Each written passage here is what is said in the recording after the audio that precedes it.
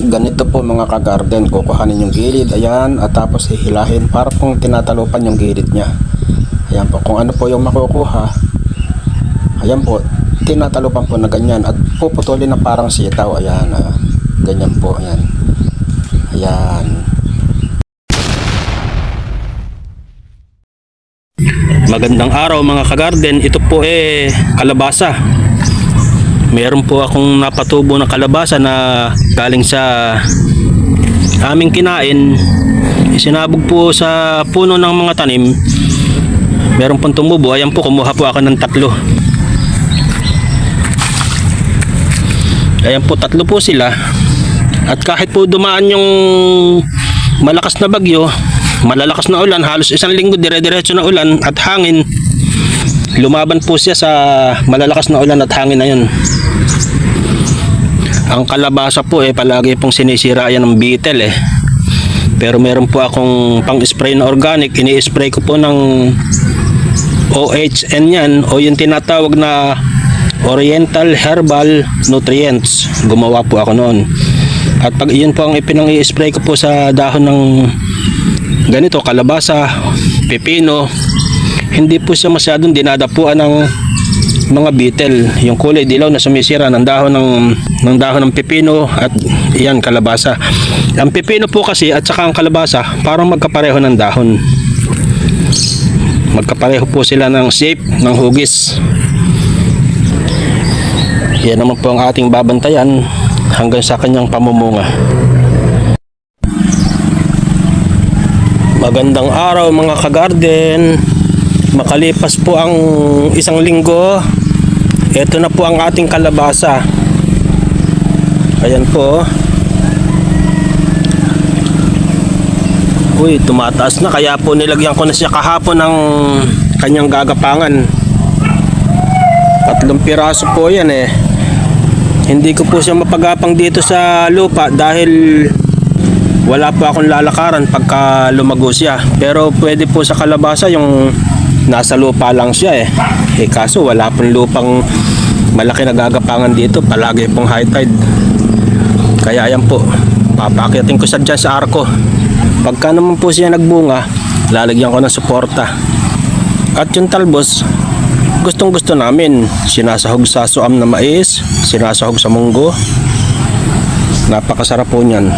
Subukan nyo pong kumain ng talbos ng kalabasa mga ka-garden. Sa mga may tanim na kalabasa, napakasarap po ng talbos ng kalabasa. Update lang po sa ating kalabasa mga ka-garden. Ang bilis po ng pag-akyat niya mula nung nagkaroon siya ng kapitan Tignan nyo po. Nakakatuwa lang na ang bilis niyang umakyat. Kailan lang yan 3 araw lang mula nung nilagyan ko ng tali. Ang bilis na umakyat. Kahit na napag-uulan siya, basta siya nakakapit, okay lang. At ang kanya pong mga dahon ay wala pong tama. Mabisa po at hiyang po sa kanya yung ipinang-spray ko na OHN. Yung ginawa ko na Oriental Herbal Nutrients. Ini-spray ko po, 2 beses ko na po ini-spray ng Oriental Herbal Nutrients para po hindi makain ng beetle ang kanyang mga dahon. At least kung makakain man ng beetle yung ibaba, okay lang. Ang importante yung kanyang usbong ay maalagaan para patuloy siyang lumago. Pag po nagsanga ng iba, saka ko na lang po puputulan. Nang sa ganung paraan po, dadami yung kanyang usbong. Okay po, another 3 days uli ang update. Good morning mga ka-garden. Makalipas po ang 3 araw. Ngayon po ay October 7. Tignan nyo po, ang taas na ng kalabasa Sa Biyernes po, aalisan ko yan ng usbong at ilalagay ko po sa munggo. Ipapakita ko po sa inyo kung paano po magluto ng talbos ng kalabasa panlagay sa munggo. Napakasarap po niyan sa munggo. Palibasa nga lang po, medyo 3 puno yan, baka po mga 4 na talbos lang makuha ko. Pero okay na po yan. Papakinabangan po yung talbos at makakain. at magsasanga po sila. Dahil marami na po siyang kasunod na sanga eh. Ayan po marami na pong kasunod na sanga yan. Pagka po natalbusan yan, magsasanga pa po yan. Ayan magsasanga na po yan. Ito po sa ilalim, marami na pong sanga. Ayan. Patutuloyin ko na po yan. Hihintayin ko lang po ang Biyernes para mailuto po yan sa munggo. Napakasarap po niyan sa munggo. Yan pong kalabasa, talaga pong napakasarap ng talbos niyan. Yan po ang aking gusto kaysa sa kanyang bunga. Although kumakain din po ako ng bunga, pero mas gusto ko po ang talbos ng kalabasa kaysa sa bunga. Mga kagarden, kukuhanin natin lahat ang talbos ng kalabasa at isasahag po natin sa munggo. Magandang paraan din po ito para yung kalabasa lumago. Dito po natin kukuhanin kasi murang-mura ito eh. Ayan, yan. Ito po dito.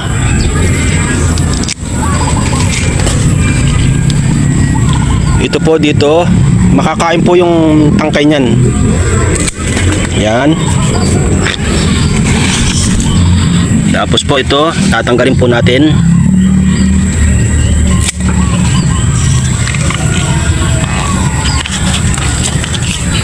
At ito pa pong isa.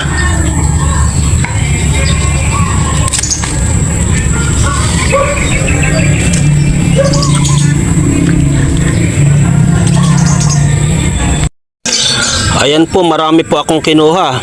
Kinuha ko po at okay lang naman po na maging talbusan lang itong aming kalabasa eh. Dahil mahilig po kami sa talbos ng kalabasa. Yung pong iba, pagka nagtatalbos ng kalabasa, dito lang kasi hindi naman po nila kinakain sa farm. Dito lang po nila tinatanggal sa dulo. Hindi naman po nila kinakain eh. Ito po, kaya po ganito kahahaba. Kasi po isasahog sa sa munggo. Ganito po mga kagarden, kukuhanin yung gilid, ayan, at tapos hihilahin para pong tinatalupan yung gilid niya. Ayan po, kung ano po yung makukuha, ayan po, tinatalupan po na ganyan at puputulin na parang sitaw. Ayan, ganyan po, ayan. Ayan. Yung pong iba niyan, hindi na po binabalatan, diretso na pong hinihimay, pero ako po, binabalatan ko parang sitaw. Ayan, inaalis na po yung balat kasi mahaba po yung talbos na kinuha ko. Ayan, ganyan po. Naaalis po yung kanyang matitigas na balat.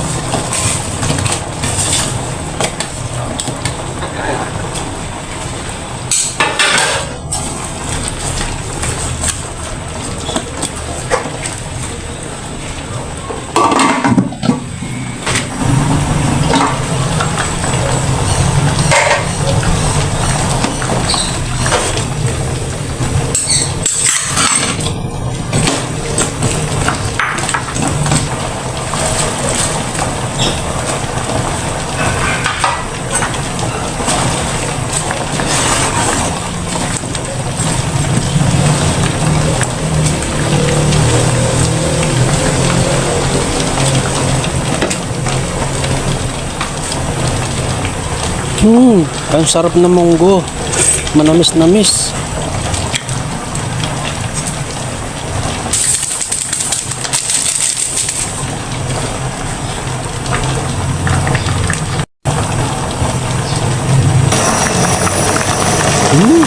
Ang bango.